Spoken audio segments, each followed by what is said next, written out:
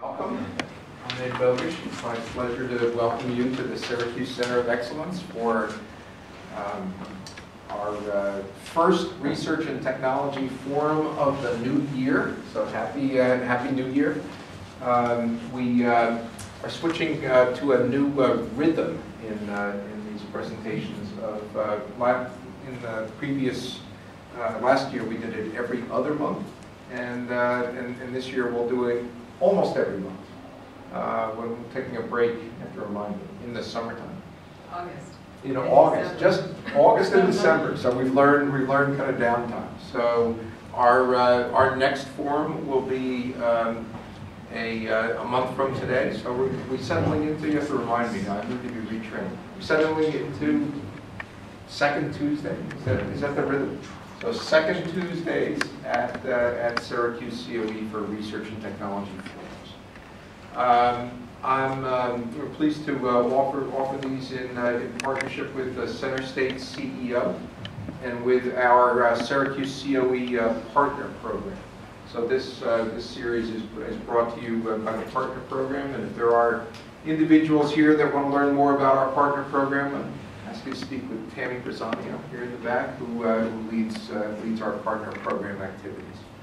Without further ado, I'm pleased to introduce Tim Labreche. Tim has been with us, it seems like forever, but it's only been since April. Since April, yeah. It seems like. Tim has joined us first on a part-time basis for a couple of days a week, and we've been ramping him up over time. Become really a highly valued member of our innovation programs team. Tim previously worked at a company that made fuel cells, and you're just on the seat of my pants. I forget the name of the company, but he'll tell us in a minute. Sure will. What makes fuel cells work and his experience. Without further ado, Tim Labreche. Just like I said, I'll be booking orders afterwards. My rates are reasonable for a while, but anyway. We have a great team here covering research, emerging technology, as well as established technology, which has been really, or in the market technology, which is, I know from experience in fuel cells, can be a hard place to get to. So I'm very excited about the breadth of it. One of the things I often walked away from fuel cell seminars or conferences in the past, sort of a narrow focus, thinking, okay, these are the guys that are doing it. What I wanted to hit on, hopefully in 3 minutes, is saying, these are some fuel cells, but there's a tremendous amount of penetration, both in terms of R&D and areas where fuel cells are being applied right now, just to kind of set the scene as we go forward. So if you go back in history, one of the unfortunate jokes among fuel cell people is that it'll be ready in 10 years. Okay, it'll be ready in 15 years. So here we have Christian Schoenbein and William Grove, arguably, depending on whether they're on this side of, which part of the EU, one of these guys is the father of fuel cells. Okay, so, but they figured out that you could make electric current from oxygen and hydrogen in a certain arrangement, and that was great. But it took a while, obviously, to have any market penetration. But today, we are fortunate to have with us both Dr. Ahn, as well as Hossein with Fuel Cell Energy, as well as Steve Medwin with the Raymond Corporation, talking about their power systems and forklift systems.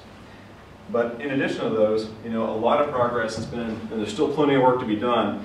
My background is in military fuel cells, which we'll touch on a little bit, but you have companies like JDU, obviously Bloom Energy. Smart Fuel Cells has probably 10,000 or so units out in the EU in caravans. JDU is working with the Air Force in terms of doing military medevac type power supplies, which are really quite something. I would be surprised if anyone in this room hasn't heard of Bloom, at least from 60 Minutes or so on. There are cars out there running on fuel cells in terms of millions of miles, tens of thousands of refueling events. We used to be concerned about hydrogen refueling events. These are happening, these are all over. You have 4 manufacturers, GM, Hyundai, Honda, Toyota, and probably more, but at least those are actively in this. And just this month, if you hadn't heard about this, soon you'll be able to go to Brookstone, I think it is, and buy yourself a Lilliputian little fuel cell and cell phone battery charger. Now, this has been tried before, so I hope they're successful. What's that run on? That runs on butane, so lighter fluid. Lighter cigarette lighter fluid. Fuel cell robots, this goes closer to my world of space. Obviously interested in doing dull, dirty, and dangerous missions. You have a small Talon robot, a little 250-watt fuel cell loaded up there. And something really close to me There's some great work by the Navy Research Labs, guys at AeroVironment, folks in Korea working on other fuel cell powered systems. And one more, which is my space.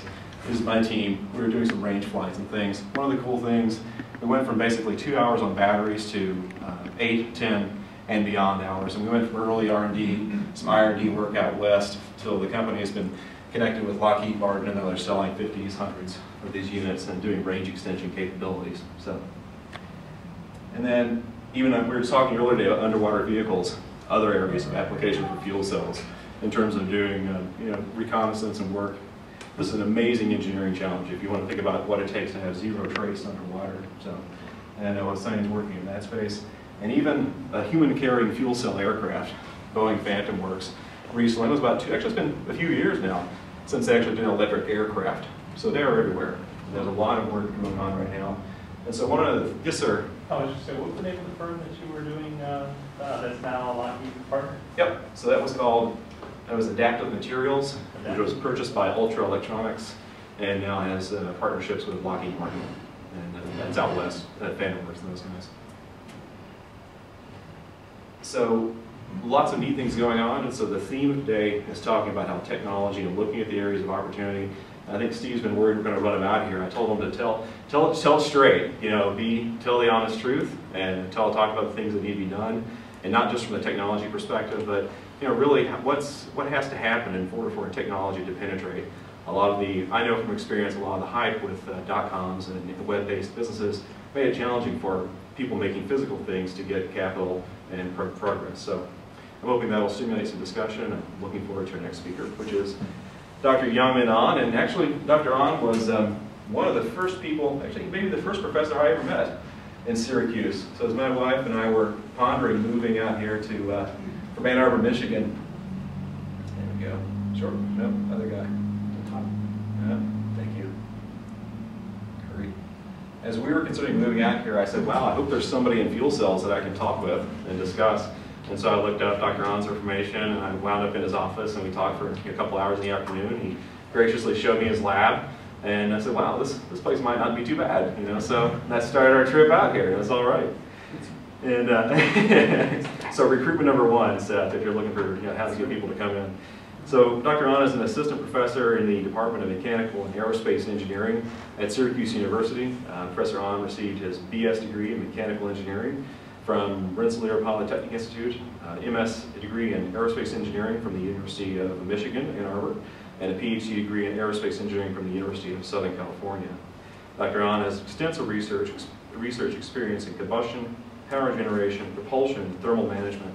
He performed an experimental investigation of catalytic and non-catalytic combustion and heat recirculating combustors, solid oxide fuel cells, microheat engines, thermoacoustic engines, and thermal transpiration-based propulsion and power generation. He has worked on a DARPA project to develop an integrated microscale power generator based on a solid oxide fuel cell employing hydrocarbon fuels. And currently his research is conducted in the Combustion and Energy Research Lab Comer at SU.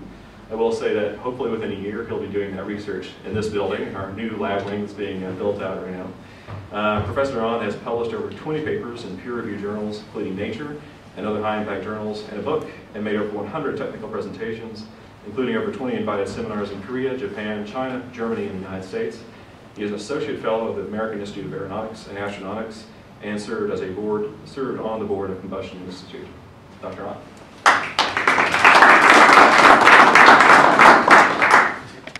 Right, thank you, and then good afternoon, everyone.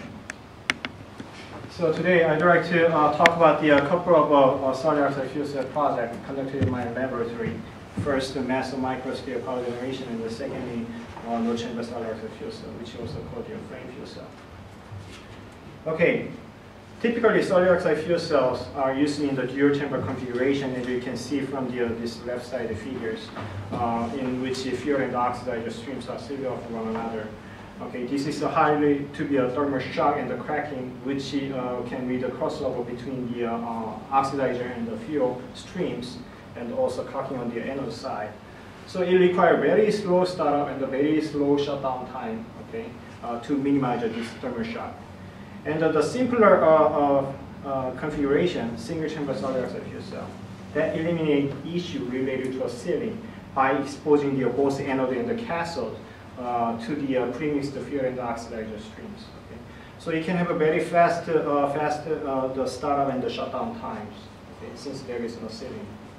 But to make this single chamber fuel cell works, very highly selective catalysts are required on both anode and the cathode surface of the fuel cell. And here is a simplest configuration, low chamber fuel cell, which also called your flame fuel cell. Okay, there are much unbonded fuels and the syngas in the flame, which can be used as a fuel source for the fuel cell's operation. And the flame is hot, so which could be a heat source for the fuel cell's operation. Okay. So low chamber configuration, flame or exhaust can be used as a heat source and a fuel source for the fuel cell's operation. Okay. So in this low chamber configuration, fuel cell doesn't need a very complicated thermal management at all. So it's a very simple. And the fuel cell also has a very fast startup and the shutdown time since there is no sealing. So why do we care about the small-scale combustion-driven power generation system? Why? Because we take the car and the airplane driven by the fuel, not driven by the battery. Of course, recently, there is some battery cars, but it has a lot of problems. What is the problem? Because it's heavy, right? So energy density is very low. So the motivation is this: why don't we use a fuel, not the battery, for the power source for the small portable electronic devices such as a cell phone, laptop, and the PDA? That's the motivation. Okay. So small-scale combustion and the power generation is highly motivated by the fact that hydrocarbon fuels contains nearly 100 times more energy density than the lithium-ion batteries. Or at least 50 times more than the world-class lithium-ion batteries. Okay? So, such small-scale devices experience more difficulties with the heat losses, frictions, and then fabrication and the assemblies than their macro-scale counterpart. So here is our current approach, using the spiral counterflow heat exchanger and the combustors. To minimize the heat losses and the friction losses. Okay? And the catalytic combustion is desirable since it lowers the operating temperatures. Okay? So it has a less problem with thermal expansion. Okay? And finally, solid oxide fuel cell is used for the power generation. So it has a direct utilization of hydrocarbon fuels. So this is a Swiss-Roll type heat exchanger and combustors, okay, which is used to minimize heat losses from the devices as well as recycle thermal energy produced by the reaction back to the unbonded mixture, enabling called the excess enthalpy combustion. Okay. As you can see, this one-dimensional linear device rolled up into two-dimensional called the Swiss-Roll. Okay. So this Swiss-Roll can use up with any common fuels in the air. And it operates a wide range of Reynolds number and the occurrence ratio. Okay. So it doesn't have a moving part. It has no moving parts, so it doesn't have friction losses. Okay. It minimizes such kind of problems. Okay. So consequently, this thermal management is very useful for the development of small-scale power generation devices, including the solid oxide fuel cells. So to access the feasibility of utilizing single-chamber solid oxide fuel cell, in conjunction with the Swiss-Roll, tests were performed by placing this single-chamber solid oxide fuel cell placing into this Swiss-Roll. Okay. So single-chamber solid oxide fuel cell use nickel and semi-redox Syria anode ceramic and SDC electrolyte, and several transition metal perovskite was developed. But here we typically use the SSC and the DSCF based fuel cell.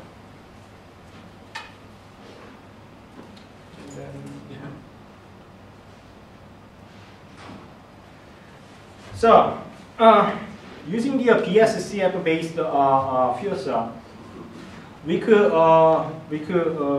get about 420 milliwatt square centimeters maximum power density out of the one Sheraton Boston size single fuel cells, okay, single chamber fuel cell. And then this is comparable the power density which you can get from any type of single chamber solid oxide fuel cell. So performance is very similar to standalone fuel cell in the tube furnace too.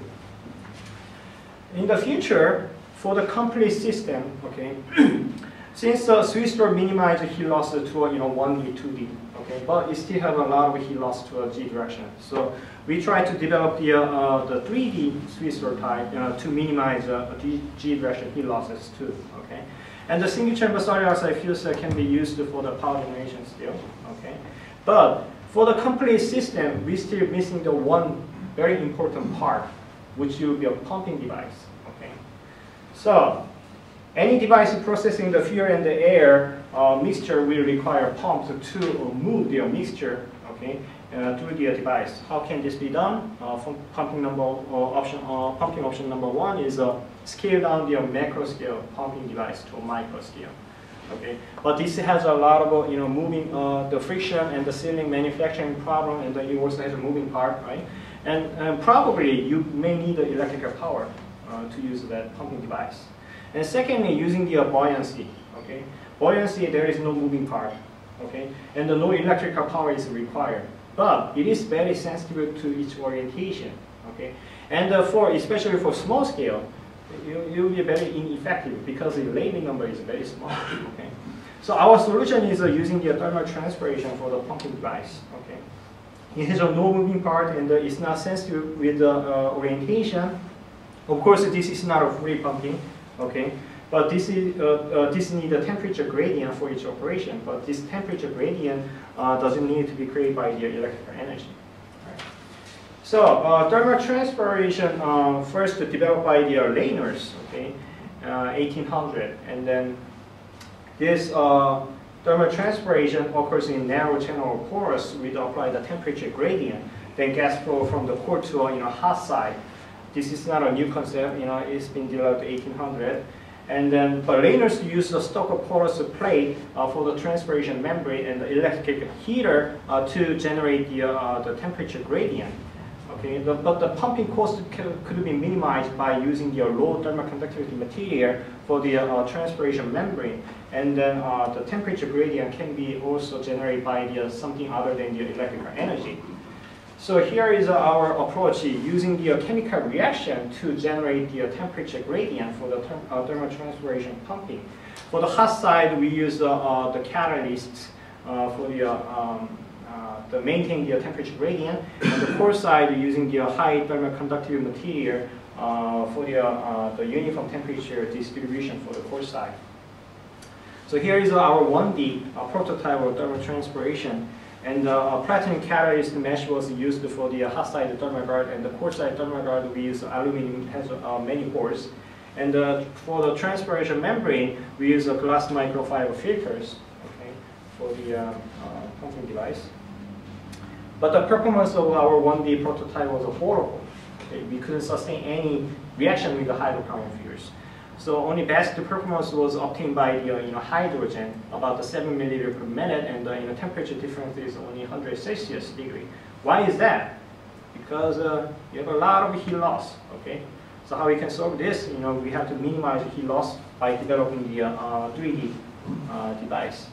So this is our 3D prototype, the thermal transpiration pump. As you can see, all 6 sides of the cube acting as a single stage combustion-driven thermal transpiration pump.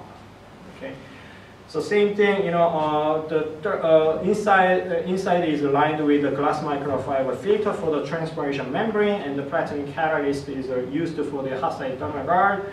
So, and then it works. It works with the hydrocarbon fuels. Okay, and we could pump easily for the propane fuel. The maximum temperature difference was 500 Celsius, and propane flow rate is about 30 milliliter per minute.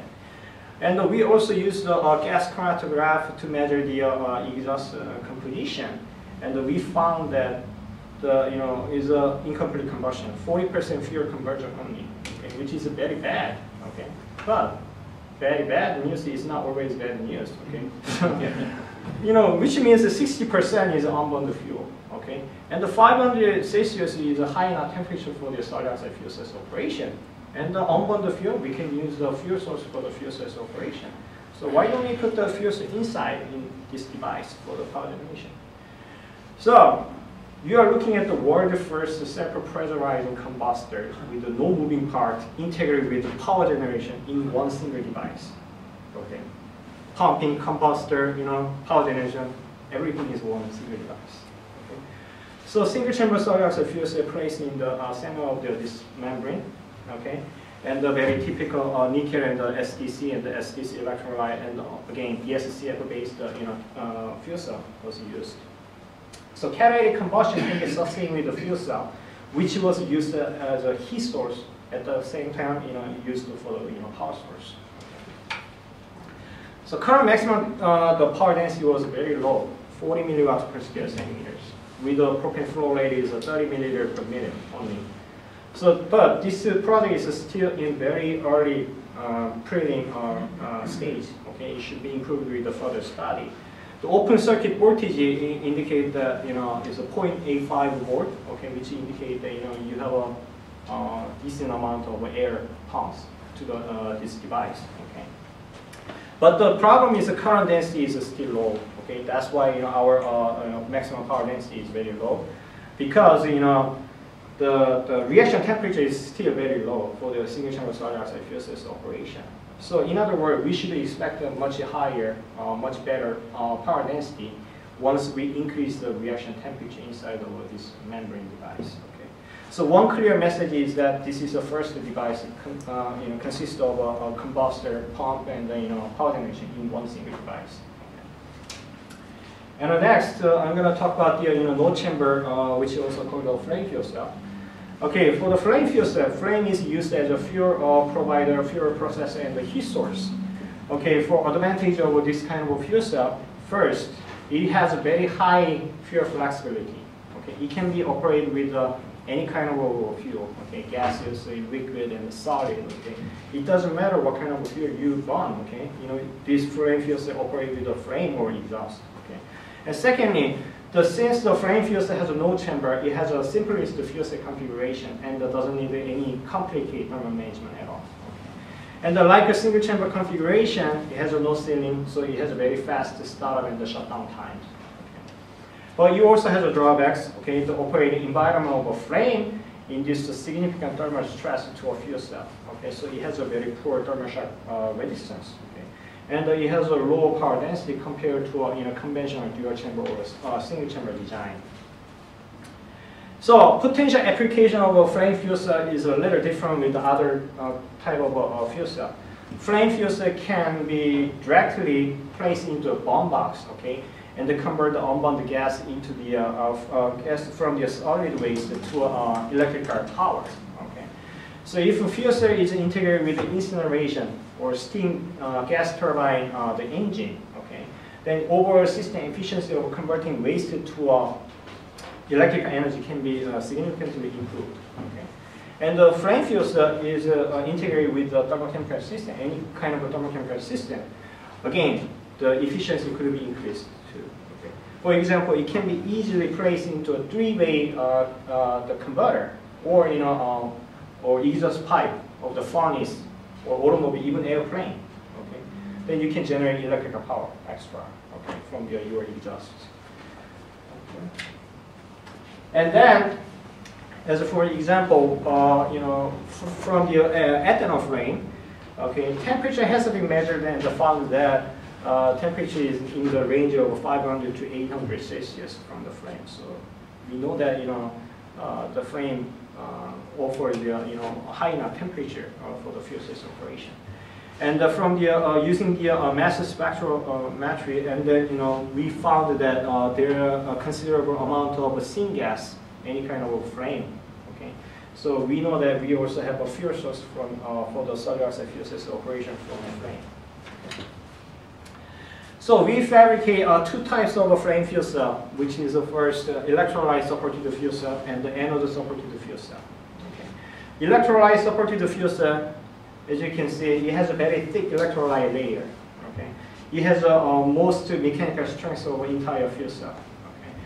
Okay, this type of fuel cell is very easy to fabricate because you can just spray down the anode and the cathode on very thick electrolyte layer. But the main disadvantage for this electrolyte supported fuel cell is largest resistance through this very thick electrolyte layer. Okay, this only resistance of the electrolyte is the main source of fuel cell loss. Okay, so to reduce this the omni losses, we developed the anode supported fuel cell. Okay, so which has a very thick anode and a very thin electrolyte layer. A thick anode is able to sustain the mechanical the strength of an entire fuel cell, and also since it has a very thin layer of electrolyte layer, and the performance is could be improved, and omni resistance could be minimized. So anode supported fuel cell would be better choice, and the anode support to the fuel cell also has a better thermal shock resistance compared to electrolyte supported fuel cell. Because porous material has better shock resistance, thermal shock resistance than the very dense material. So fuel cell performance of both electrolyte layer and the anode supported layer was tested, and then very typical nickel and the SDC anode and the SDC electrolyte and the BSCF again cathode was used for this test. And then, as you can see, anode supported fuel cell produce about the quadruple higher power density than the electrolyte supported flame fuel cell. Okay. As discussed, the thick electrolyte layer causes a large omni losses, okay, which hinders fuel cell performance. And then, as you can see from this SEM image, we added a catalyst layer on the anode surface, which is a protective layer. Okay, so with and without the catalyst, we tested those fuel cells with and without the catalyst layer. As you can see from the left side, without the catalyst layer, there is a very severe carbon caulking on the anode side because this flame fuel cell use a flame directly. Okay, but with this protective layer, catalyst layer, you don't see any carbon caulking, severe carbon caulking at all on both electrolyte supported and the anode supported fuel cells. And then we decided to test our flame fuel cell for a longer time. Okay, so my two crazy graduate students stayed about 24 hours in the London fuel cell, and then it works, and then it's very stable. Okay, but this is not a maximum hours we can operate. We can operate this fuel cell over and over weeks and months as long as we supply the fuel. Okay. And our flame fuel cell shows a great fuel flexibility too. We tested with the propane and also methanol, ethanol, coal, even paper. You can generate some electrical power. Of course, this power density is relatively low compared to previous data because this is not optimized data. I just want to show that it has a very high fuel flexibility. Okay. So, due to the very simple design and the fuel flexibility, there is a great opportunity to develop the portable flame fuel cell power generation system for the soldiers or campers. Okay.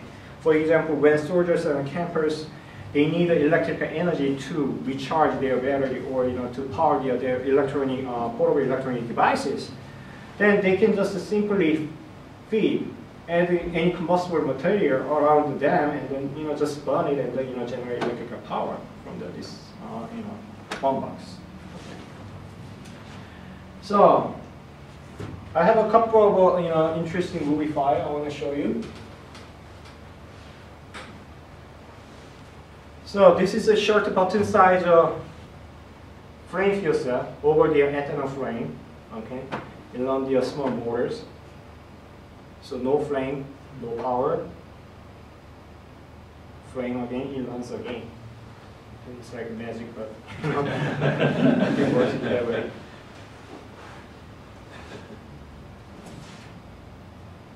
And second, we actually stacked 11 small short button size fuel cell and then put it over the a portable cooking burner you can buy from the Kmart and with the 210 cartridge. So lights on, and then it runs a small fans too. So the idea is this, imagine you're in the kitchen, you cook for your meat, right? And then you can actually generate electrical power for the dining table, light and the fan for the dining table at the same time. Right? Okay. Thank you so much. That's all.